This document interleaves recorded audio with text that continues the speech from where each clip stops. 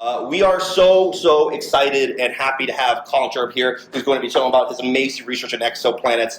This is part of a series we call Science Spotlights. It's happening here in the museum. It's all about research that's ongoing at the museum, and we hope to do one every month. So please keep an eye out in the future for future talks. Without further ado, I'm going to turn it over to Collin. Thanks so much. All right. Hey, everyone. Well, thank you. I haven't even said anything yet, so maybe see how you feel after the talk. My name is Collin Cherubim, as Javier said. I'm a PhD candidate here at the Earth and Planetary Science Department, where I study astrophysics, and I took a kind of unconventional path to get where I am today. I used to study really small things in the chemistry lab, and now I study really big things in outer space. And I'm going into my fourth year, and I'm really excited to share some of the things I've learned over the past few years with all the curious minds here today. Whether it's the microscopic or the macroscopic, I'm just kind of curious about what's out there, right? And I'm guessing you guys are too, seeing as you're sitting in this room. So just a quick roadmap about what we're going to be talking about today. First, we're going to start with what is an exoplanet. I bet some of you are sitting here thinking, what is this guy so excited about? What even is an exoplanet? So we're going to start with that. And then how we find them, so actually how we look for them in outer space. And then how we study all of their cool properties, like their compositions, what they're made out of, whether they could be habitable, meaning if they could support life. And finally, we're going to talk about why do we care, and I want to challenge you all throughout the talk to try to think of your own personal reason for why we care about exoplanets, why we care about studying them. And at the end, I'll also provide some historical context. All right, so let's jump in. What is an exoplanet? Does anybody in this room know and want to shout it out? Yeah? Exoplanet is a planet that's out of orbit. A planet that's out of orbit? Yeah. Out of the solar system, that's exactly right. So it's actually, that's great. It's actually short for extrasolar planet, extra meaning beyond or outside, and solar relating to the sun. So an extrasolar planet or exoplanet is just a planet outside of the solar system. How many are there? How many exoplanets have been officially discovered as of today? Does anybody want to venture a guess? 5,700. Somebody's done their homework. I was going to go 8,000. 8,000? Yeah? 170. 170 million. That's probably closer to how many there actually are. So the answer is 5,000. Over 5,000, in fact, have been discovered. And here's a quick breakdown of the percentages of all the planets that have been discovered by category. So we have our gas giants. Those are like Jupiter, Saturn. We have our terrestrial planets. Those are like Mercury, Venus, Earth, Mars. We have our Neptune-like planets, which are like Neptune, also Uranus. There's this fourth category here that we don't actually have a planet in our solar system in this category. They're called the super-Earths, and they're really mysterious. And they actually make up the majority of planets, exoplanets, in our galaxy. Now, if you're paying attention, you might be thinking, Collin, you're a Harvard astrophysicist. I thought you were supposed to be good at math. 31% is not a majority. I said they're a majority, right? So these percentages are the percentages of planets discovered. They don't actually reflect the real distribution in the galaxy. Why is that?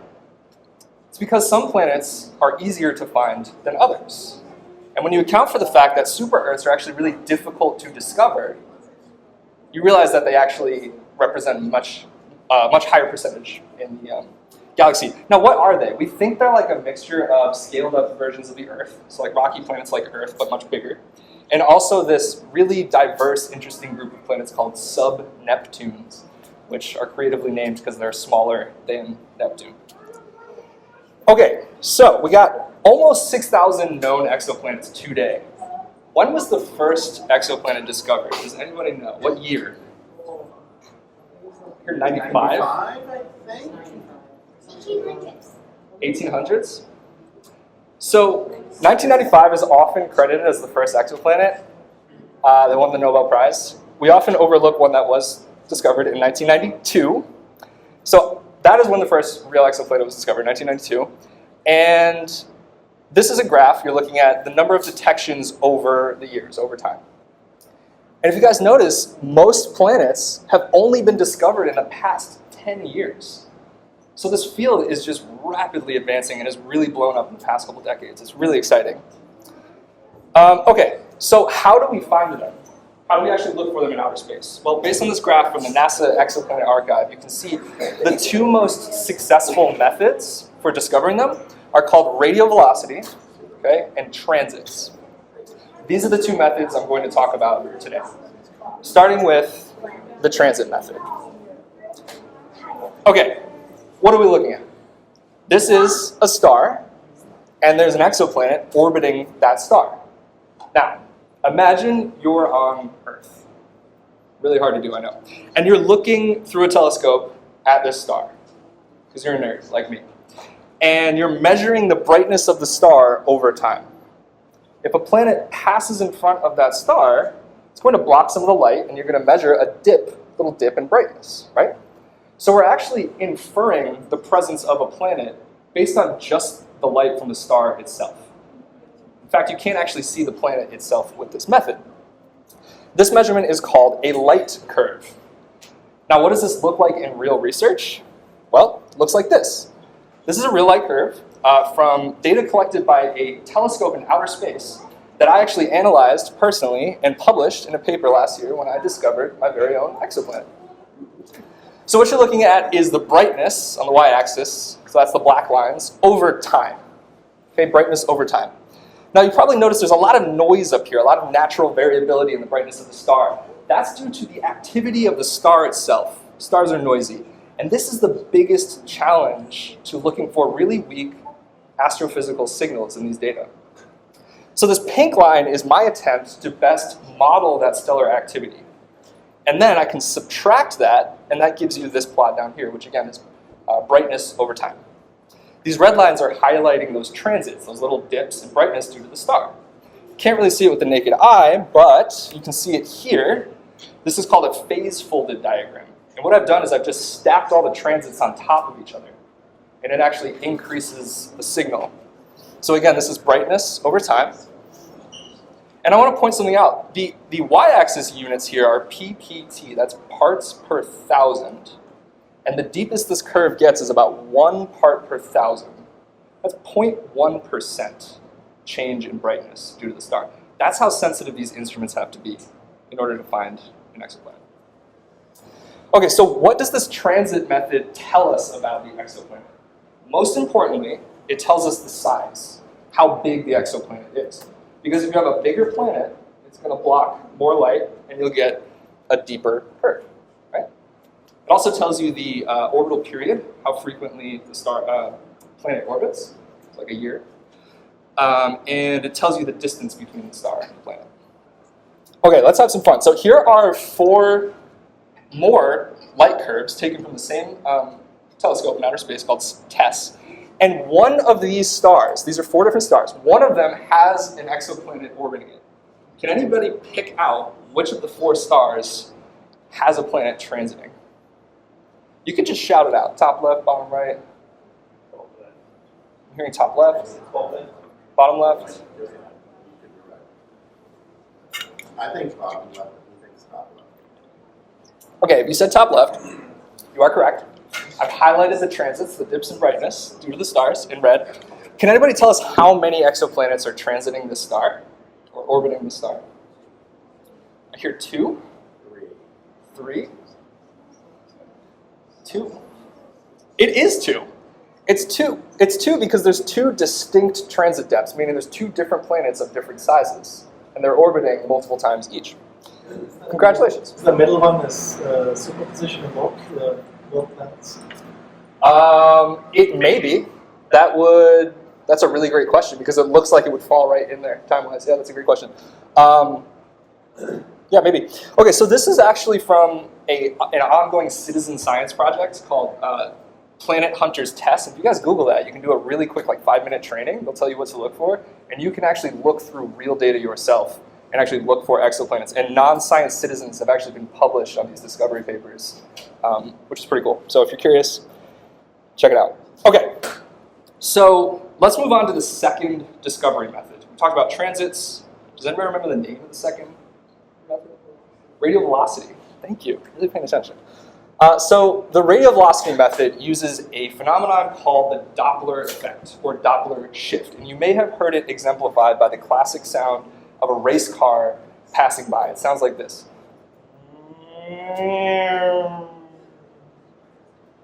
I've been practicing that for months. I hope you guys like it. So what's happening there? Let's break that down. So sound is transmitted through the air as waves. As the car approaches, those waves get smushed together, and the pitch goes up. And then as it passes you, those waves get stretched out, and the pitch goes down. Right? The same thing happens with light, because light is also energy transmitted as waves. But instead of pitch that you hear, it's the color of the light that you see that depends on the wavelength. So shorter wavelengths are more blue in color, and longer wavelengths are more red in color. Okay, how does this connect to exoplanets? Let's try that again. Boom. Okay, so this is a diagram of a planet orbiting a star. This is the star, this is the planet. What you may not have intuited is that the star actually orbits the planet too, right? The star isn't just perfectly still. In fact, they're orbiting a common center of mass.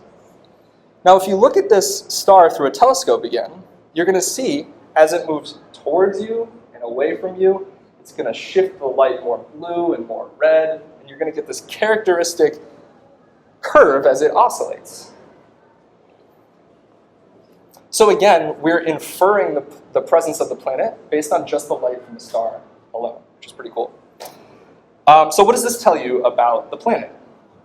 This tells you the planet's mass, how heavy it is, right? Because if it has more mass, it has more gravity, it's going to pull on that star even more, and you're going to get a bigger red shift and blue shift, and vice versa. What does this look like in real research? It looks like this. These are real radial velocity, or RV measurements, taken with the HARPS North spectrograph in the Canary Islands off the coast of Africa. This is again from my planet. This was published, and based on this data, I determined that my planet was about 6 times the mass of Earth. Okay, I want to pause for a moment and point something out. When you guys are reading the latest exoplanet discovery paper in the morning, as we all do, you're probably really excited to see the planet. Like, what does this thing look like? Show it to me. And you probably think you're going to see something that looks like this. Like, wow, cool planet, beautiful. What does it really look like in academic papers? It does look like Jupiter. It looks like this. A couple squiggly little lines that represent complex statistical analysis of really, really weak astrophysical signals. Our telescopes simply are not powerful enough yet to observe exoplanets in all their glorious detail, with perhaps one exception, called the direct imaging technique. This is the coolest visualization of exoplanets that exists today, in my opinion, which is correct. What you're looking at here is 4 real exoplanets, it's these little dots, orbiting a star. These were images taken over 7 years with the Keck telescope in Hawaii. And these planets are only 60 million years old. Only 60 million years old.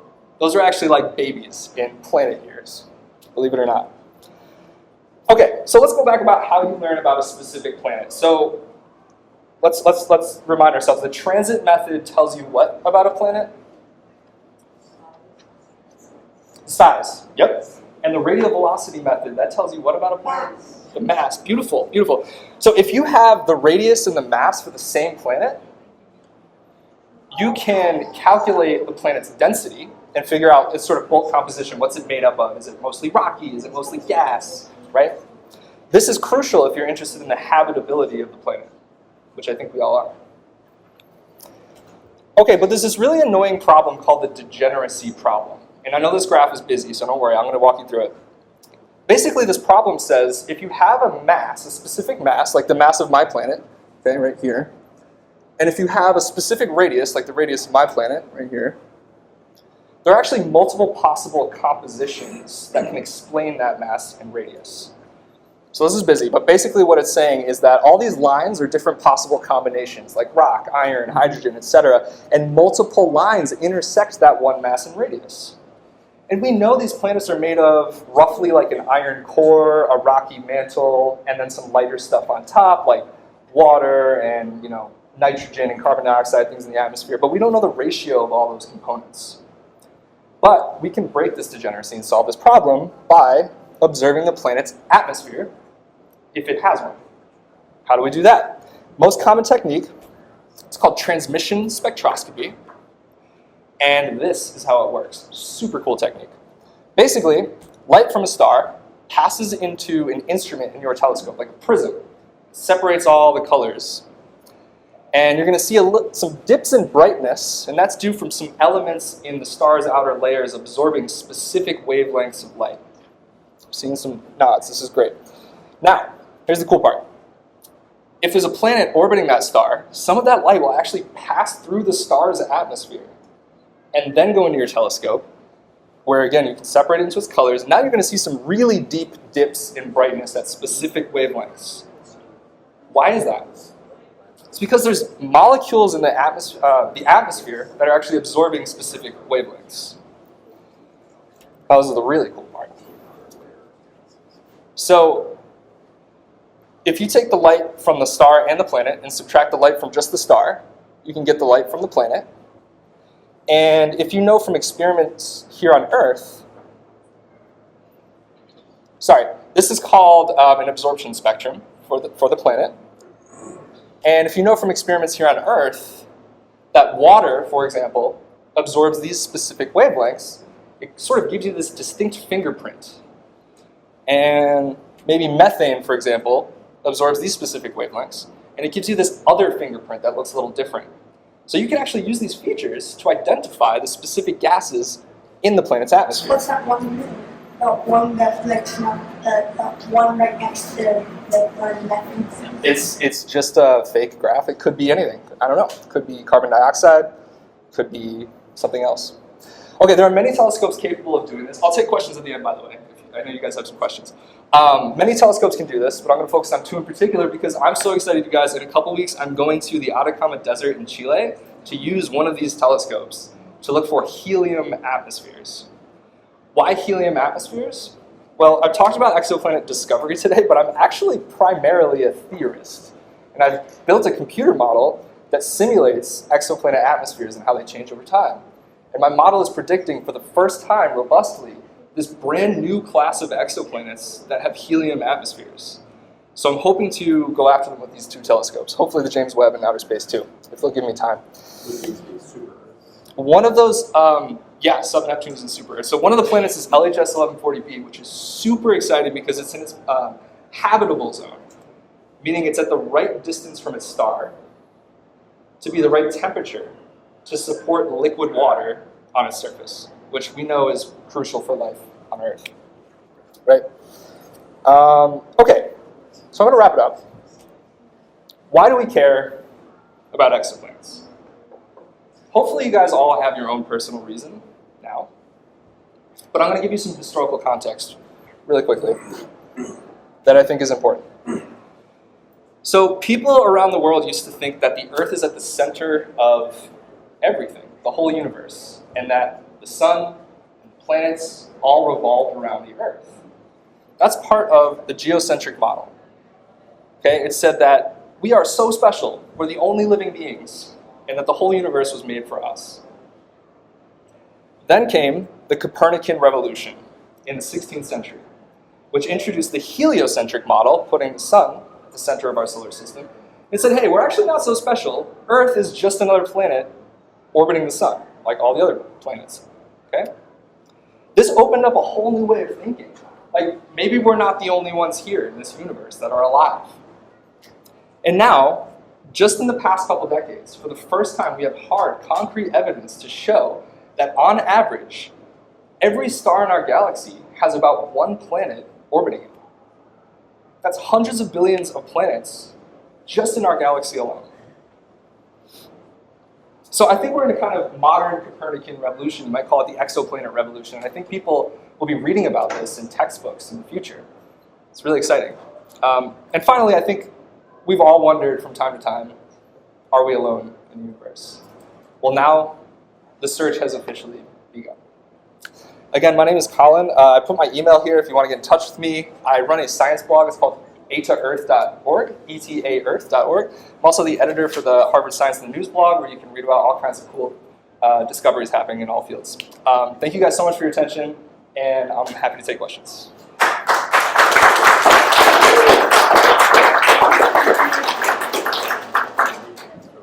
See a hand here? Yeah. Comment on single star versus double star, because I've heard that many stars are double stars. Is that a problem in terms of planets revolving around double stars? Or? Yes. Great question. So double stars, these are called binary star systems. He's talking about two stars that are actually orbiting each other. These are extremely common in the galaxy, and it is the most common false positive detection of an exoplanet, meaning it looks like you're getting a transit because a planet's passing in front of the star when really it's just another star passing in front of the star. And there are techniques to disentangle the data. When you get really specific, you can kind of see the signature at play. Yeah, great question. I think I saw this hand first. So what he said about the star, wouldn't it like be brighter there instead of darker if the star was passing? That's a great question. Yeah, that's really intuitive. You have to think about, so if there's two stars and they're not overlapping, you're getting light from both stars at the same time. If one star passes in front of the other though, now you're blocking this star's light and you're only getting this star's light. So it actually does get dimmer. Yeah, I think I saw his hand first. Now, I were the first ones on that bar discovered radio velocity, and then when later you got more of the transit. Why were they just using the first method, but we still use that first method? But why is one more advanced than the other? Because they didn't use the transit method before, and they only used the radio. It's a great question. So that was very observant. So he was saying, if you paid attention to that graph of planets over time, the discoveries, you'd see that actually all of the initial discoveries were using the radial velocity method. But then as time went on, there were way and way more transits. There's some interesting history there. Is one more advanced than the other? More advanced, you could argue that the radial velocity method is actually more advanced, even though it was the first one. I know, it's counterintuitive, I actually agree, and now the transit method is sort of the primary method that you look for, do a huge search for planets, and if you find something, then you follow up with radial velocity. But it used to be the other way around. But if one is more advanced, then why did it normally 50 only use the less advanced method and then it gets more advanced? That's a great question. I didn't make the rules. There is some history involved there. We can chat after if you want. Yeah. I was wondering what some of the other methods were.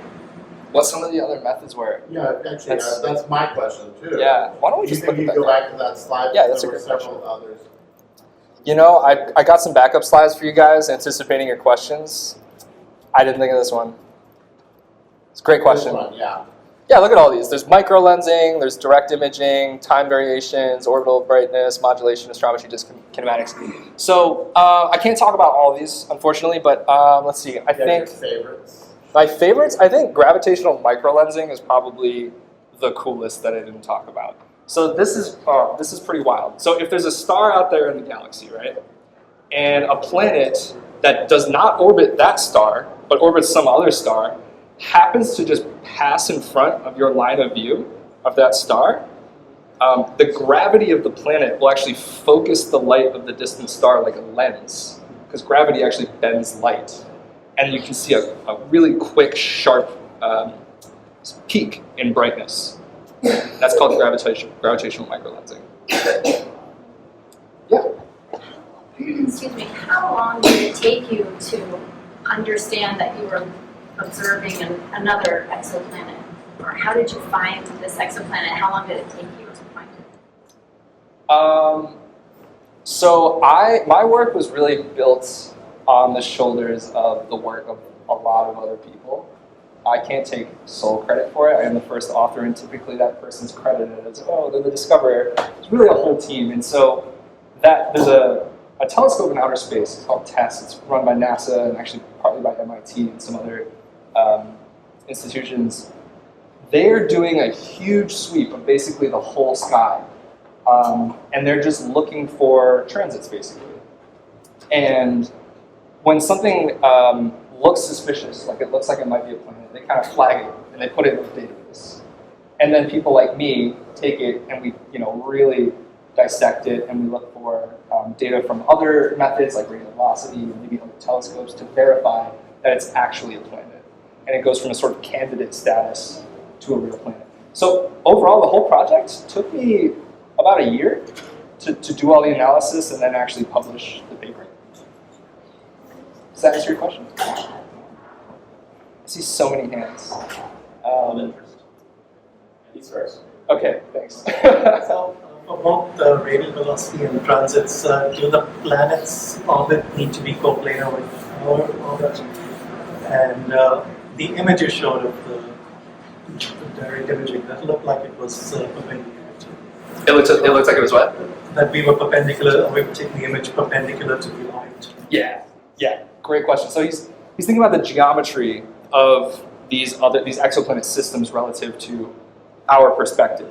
So I think the first was about transit and radial velocity. Whether they're Coplanar. need to be coplanar. Yeah. So in order to observe a transit, it has to be nearly perfectly coplanar, which just means that from our perspective on Earth, we are viewing this system edge on, so that the planet actually passes in front of the star. Even if it's just sort of tilted a little bit, you're not going to see that planet transit, right?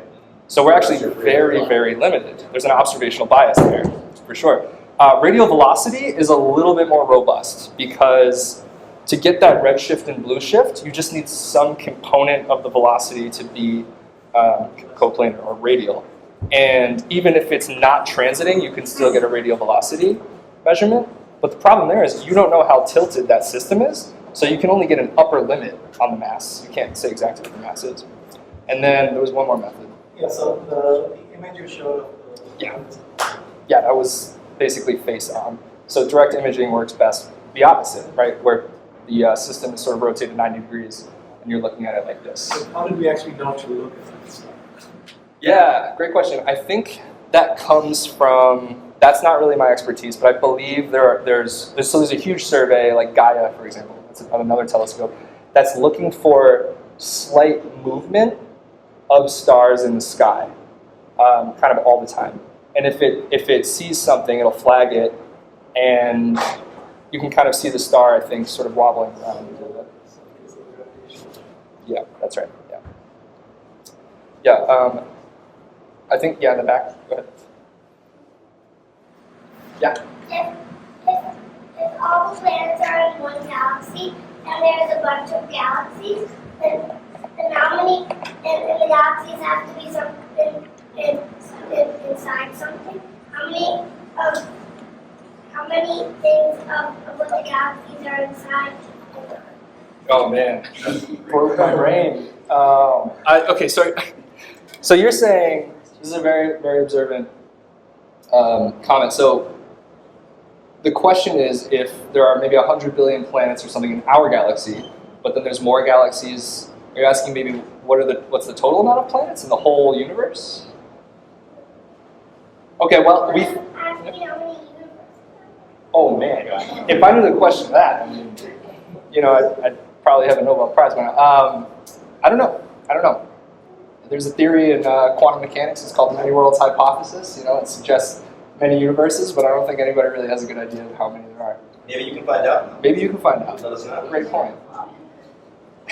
If you know, So let we me have know. time for a couple more questions. I believe there was one here and then over here. Did we have one? Yeah, go ahead. Are there capabilities for this technology to be used to identify other things? Like, could you locate asteroids or even like galaxies passing in front of other galaxies with it? Like, could you blow up this technology on a much bigger scale? That's a great question.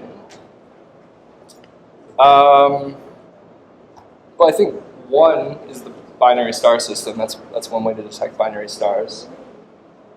I don't have a great answer for you. I don't think there are any really well-established sort of pipelines for other things that we look at. Yeah, sorry. I mean, when you think about it, we don't actually know 100% for sure if what we're seeing is a planet, right? A lot of the time, except for direct imaging. Because, like I said, you're kind of just looking at these squiggles. Something's passing in front of the star. Could be an alien superstructure, or it could be a planet. But yeah. I think, yeah. Yeah. Go ahead. I'm just wondering what are some of the most exciting and forefront research in astrophysics right now? It's a very general question, but I want to figure out where I should spend my attention as I do more research into astrophysics. Cool. Yeah, some pointers. Would you mind? Sorry, just not the shake. Here, thank you so much. I mean, look, I'm biased because I'm a planetary guy, and I would say like this is definitely the most exciting area of astrophysics because again, it's just so brand new. Like the only planet, like the oldest exoplanet is like as old as I am, you know, and like it's just blowing up exponentially. And with the James Webb Space Telescope, it's the first time that we can actually start to look at atmospheres on planets that are kind of like Earth, which is really exciting, like really thin, small atmospheres. So that's my biased answer. Yeah, you know what, let me have a think about that. Maybe we can chat after. I'll give you some more. Yeah. I think your hand was up first. I was wondering, do any of the planets in our solar system ever interfere with these methods? Oh, great question. Do any of the planets in our solar system interfere with the search for exoplanets, right? Honestly, not really, because we just have such a good grasp on, you know. I mean more like if you were looking at a planet and then one of our planets was in front of that planet so that you had to wait for it to pass. Yeah. Yeah, I mean there is some planning involved when you're on the time allocation committee for a telescope and you're planning when to look at what. You do have to account for the motion of the planets, but it's space is so huge and the telescopes are so far away. It's usually not an issue. The one major issue is Earth's own atmosphere.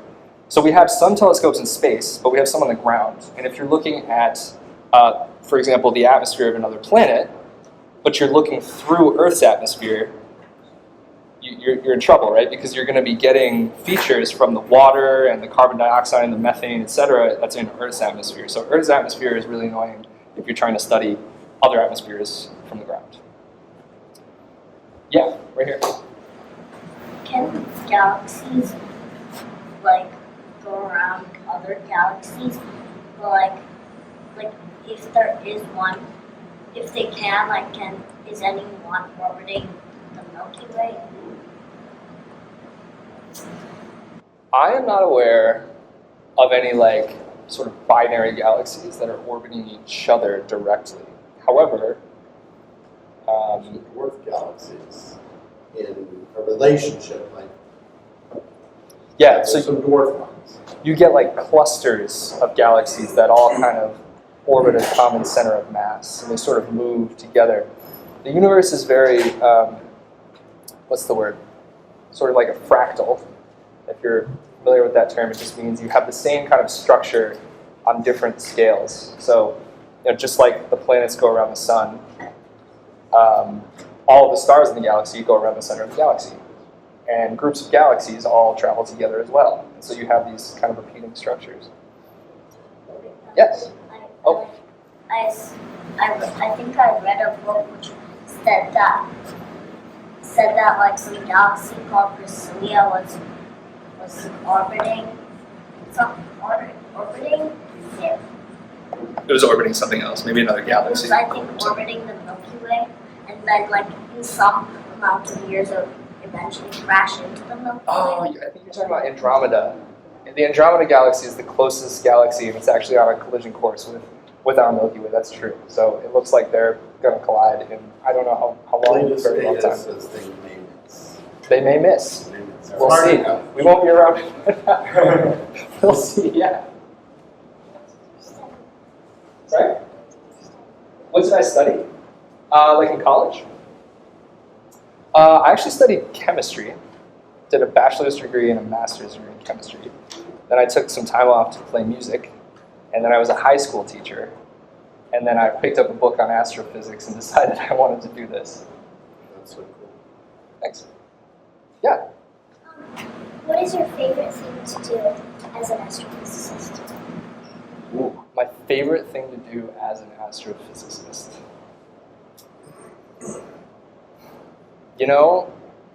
It's gonna make me sound like a real nerd, but I'm gonna embrace it. That's cool. I really love programming on my computer.